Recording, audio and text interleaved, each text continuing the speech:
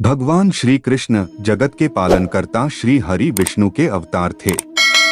कृष्ण जी ने बचपन से ही अपनी लीलाओं से लोगों भक्तों के स्नेह देने के साथ उनकी रक्षा भी की। इन बाल स्वरूप का पूजन निसंतान दंपतियों के लिए बहुत शुभ फलदायक माना जाता है, तो वहीं प्रेम करने वाले लोग भी भगवान कृष्ण में आस्था रखते हैं। कृष्ण जी का मनोहारी स्वरूप बहुत ही मंत्रमुग्ध कर देने वाला है।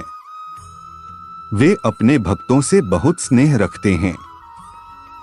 भक्त की रक्षा हेतु श्री कृष्ण हमेशा उपस्थित होते हैं। जन्माष्टमी पर तो कृष्ण जी की पूजा की ही जाती है। इसके अलावा बुधवार के दिन इनकी पूजा करना शुभ रहता है। यह तो सभी जानते हैं कि भगवान कृष्ण को दूध, दही और माखन मिश्री बहुत ही प्रिय था।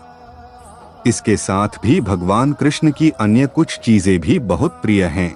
इन चीजों को अर्पित करके आप भगवान कृष्ण की कृपा प्राप्त कर सकते हैं।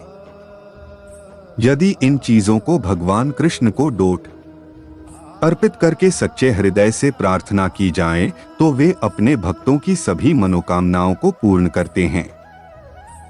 बांसुरी भगवान कृष्ण को बांसुरी अत्यंत प्रिय है। वे बांसुरी को सदैव अपने पास रखते थे। उनकी हर प्रतिमा और तस्वीर में भी वे सदैव बांसुरी धारण किए रहते हैं। भगवान कृष्ण जी बांसुरी बजाते थे तो ग्वाल, बाल और गोपियों का साथ जीव जंतु भी मंत्रमुग्ध हो जाते थे। पूरे वातावरण में जैसे हर तरफ प्रेम की बयां बहने लगती थी। घर में पूजा स्थान पर कृष्ण जी के साथ बांसुरी अवश्य रखनी चाहिए। इसके अलावा विशेष मनोकामना पूर्ति के लिए भगवान कृष्ण को बांसुरी अर्पित करनी चाहिए। मोरपंख भगवान श्री कृष्ण अपने माथे पर और मुकुट में मोर पंख धारण करते हैं। पौराणिक कथाओं के अनुसार मैया यशोदा जब भगवान कृष्ण का श्रृंगार करती थी, तब वे सदैव उनके माथे पर मोर पंख लगाती थी। मोरपंख के बिना भगवान कृष्ण का श्रृंगार अधूरा माना जाता है। भगवान कृष्ण को मोरपंख अर्पित करने से आपके जीवन के सभी दुख दूर होते हैं और जीवन में खुशहाली आती है।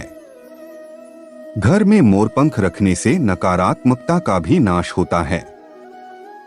विज्ञापविज वैजयंती माला भगवान श्री कृष्ण सदैव अपने गले में वैजयंती की माला धारण किए रहते हैं। उनकी आरती में भी इस बात का उल्लेख मिलता है।